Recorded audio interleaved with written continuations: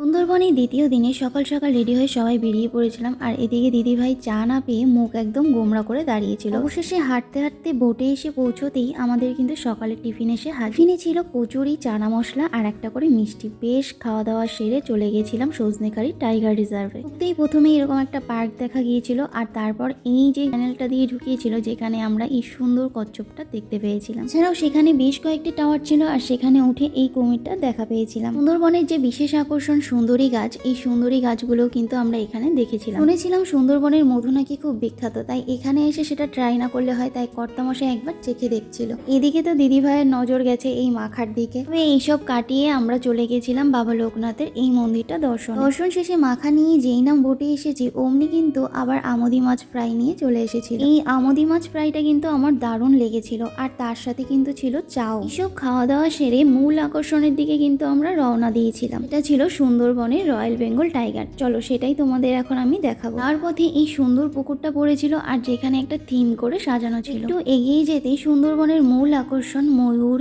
Eagle, বানর, কুমির এছাড়াও রয়্যাল বেঙ্গল টাইগারের সাথে কিন্তু আমাদের দেখা হয়ে গিয়েছে। তিনি এখন হাই তুলে আমাদের আগিয়ে যেতে বলল। যাই হোক, এখানের এই গাছগুলোও কিন্তু খুব আকর্ষণীয় ছিল। যেহেতু লাঞ্চের সময় হয়ে গিয়েছিল তাই বোটে এসে সরাসরি খেতে বসে পড়লাম। আজকের কিন্তু মেনুতে ছিল 2 রকমের মাছ, চাটনি, পাঁপড়, মিষ্টি। খাওয়া দাওয়া সেরে দুই যা মিলে একটু ছবি তুলে নিলাম। এর মধ্যেই দেখি আবার আমাদের ফল এসে হাজির। এরপর সন্ধ্যায় হতে না হতেই কিন্তু চলে এসেছিল গরম গরম চিকেন পকোড়া। এটা দিনে কিন্তু ওরা 6 বেলা আমাদের খাবার দাবারের সার্ভিস দিয়েছিল। ছুটির দিনে যদি তোমরা এরকম রিল্যাক্সে খাওয়া দাওয়া আর ঘুরতে যাও তাহলে কিন্তু সুন্দরবন একদম পারফেক্ট জায়গা। এরপর রুমে আসতেই ওরা কিন্তু রাত্রে ঝুমুর নাচের আয়োজনও করেছিল। এখানে কিন্তু সবাই মিলে খুব আনন্দ করেছিলাম আমরা, আর বেশ ভালো লেগেছিল।